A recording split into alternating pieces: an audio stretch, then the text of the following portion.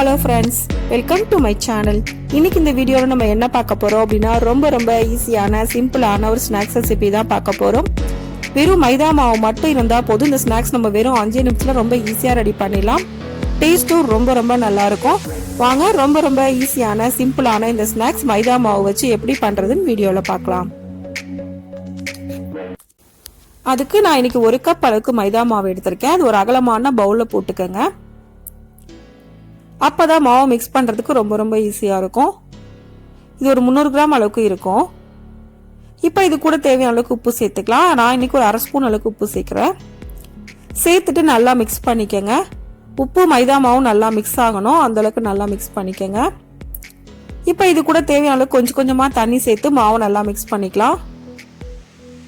நம்ம பூரிக்கு மாவு எப்படி ரெடி பண்ணுவோமோ அந்த மாதிரி ரெடி பண்ணிக்கங்க. அப்பதான் உங்களுக்கு ரொம்ப கிறிஸ்பியா கிடைக்கும். கொஞ்சமா தண்ணி ஊற்றி மாவு பிசைஞ்சுக்கோங்க. இப்போ உங்களுக்கு விருப்பம் அப்படின்னா நீங்கள் 1 ஸ்பூன் பட்டரோ நெய்யோ இல்லை எண்ணெயோ கூட ஆட் பண்ணிக்கலாம். ஆனால் அது எதுவுமே தேவையில்லை. வெறும் தண்ணி மட்டும் ஊற்றினாலே போதும். டேஸ்ட் ரொம்ப நல்லா இருக்கும். இப்போ இது நல்லா மிக்ஸ் பண்ணிக்கலாம். இந்த அளவுக்கு நல்லா அழுத்தி மிக்ஸ் பண்ணி பிசைஞ்சுக்கோங்க.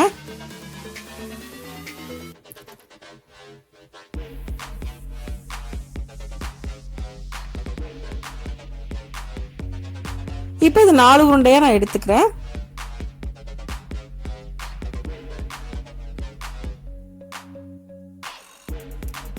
நீங்க எடுத்த மாவோட அளவுக்கு ஏற்ற மாதிரி எத்தனை உருண்டை வருதோ ரெடி பண்ணி வச்சுக்கோங்க. இப்போ சப்பாத்தி கட்டையில இந்த மாதிரி நல்லா உருட்டிக்கலாம். அப்படி நம்ம உருட்டும் போது நல்லா ரவுண்ட் ஷேப் கிடைக்கும். இப்போ ட்ரையான மாவுல ஒரு தடவை இதை கோட் பண்ணி எடுத்துக்கலாம். அப்பதான் நம்ம கட்டையில ஒட்டாம தேய்க்க முடியும். அதுக்காக தான். இப்போ இது எந்த அளவுக்கு நல்லா தேய்க்க முடியுமோ அந்த அளவுக்கு நல்லா பெருசா தேய்ச்சிக்கோங்க. ரொம்ப மொத்தமாவும் தேய்க்க கூடாது, மெலிசாவும் தேய்க்க கூடாது. ஓரளவுக்கு நல்லா ஈவனா தேய்ச்சிக்கோங்க. சப்போஸ் உங்களுக்கு சப்பாத்தி கடையில மாவு ஒட்டுச்சு அப்படின்னா இந்த மாதிரி பிளைனான மைதா மாவு கொஞ்சம் தேய்ச்சிக்கோங்க. அப்போ உங்களுக்கு ஒட்டாம வரும்.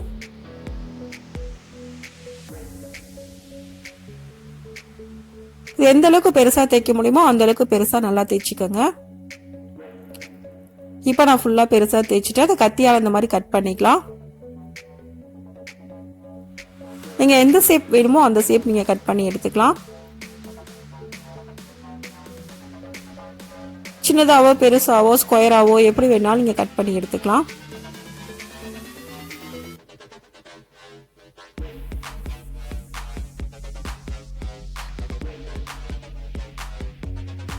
இல்ல நீங்க ரவுண்டா போடணும்னாலும் உங்க விருப்பம் தான். எந்த ஷேப்ல வேணா நீங்க போட்டுக்கலாம். இப்போ இது எல்லாத்தையும் ஒண்ணா எடுத்து தட்டுல வச்சுக்கலாம்.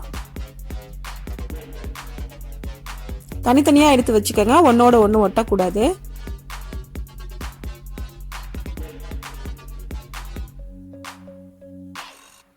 எல்லாமே ஒன்னோட ஒண்ணு ஒட்டுச்சு அப்படின்னா உங்களுக்கு கிறிஸ்பியா கிடைக்காது. எல்லாம் ஒன்னோட ஒண்ணு ஒட்டிக்கும். இப்போ ஓரங்கள் இருக்க மாவு உங்களுக்கு கரெக்டா வரல அப்படின்னா அதை எடுத்து வச்சுட்டு நீங்க நெக்ஸ்ட் டைம் கூட தேய்ச்சிக்கலாம். இப்போ இது எல்லாத்தையும் 1 by 1 இது மாதிரி ஆயில போட்டு ஃப்ரை பண்ணிக்கோங்க. எல்லாத்தையும் ஒன்னா போட்டோம் அப்படின்னா ஒன்னோட ஒன்று ஒட்டிக்கும், நம்ம கிறிஸ்பியா கிடைக்காது. அதனால ஒன்னா போட்டு பொறுமையா போட்டு ஃப்ரை பண்ணிக்கோங்க.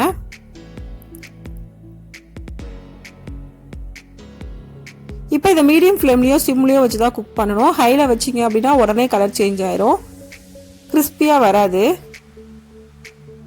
ஒரு பக்கம் நல்லா வெந்ததுக்கு அப்புறமா நெக்ஸ்ட் திருப்பி போட்டுக்கலாம். இப்ப 2 பக்கமும் நல்லா வெந்துருச்சு. இதை எடுத்துடலாம். அதே மாதிரி எல்லாத்தையும் பொரிச்சு எடுத்துக்கோங்க. இப்ப எல்லாத்தையும் பொரிச்சு எடுத்தாச்சு. ஒரு பாத்திரத்துல நம்ம கொட்டிக்கலாம். கொட்டிட்டு மேல ஒரு 1/2 ஸ்பூன் அளவுக்கு உப்பு போடுறேன். கூடவே காரத்துக்கு ஏற்ற மாதிரி மிளகாய் தூள் போட்டுக்கோங்க. நம்ம மாவுலயே போடக்கூடாது. இந்த மாதிரி செஞ்சு முடிச்சதுக்கு அப்புறம் மேலதான் போடணும். நம்ம மாவுலயே போட்டு மிக்ஸ் பண்ணோம் அப்படின்னா கலர் ஃபுல்லா ரெட் ஆயிரும், நல்லா இருக்காது. ஃபைனலா இந்த மாதிரி ஆட் பண்ணிட்டு நல்லா மிக்ஸ் பண்ணிக்கோங்க.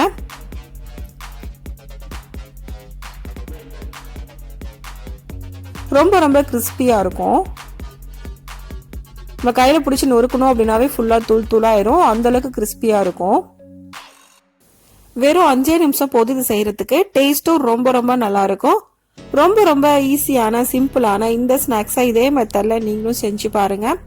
இந்த வீடியோ உங்களுக்கு பிடிச்சிருந்தா லைக் பண்ணுங்க, ஷேர் பண்ணுங்க, கமெண்ட் பண்ணுங்க.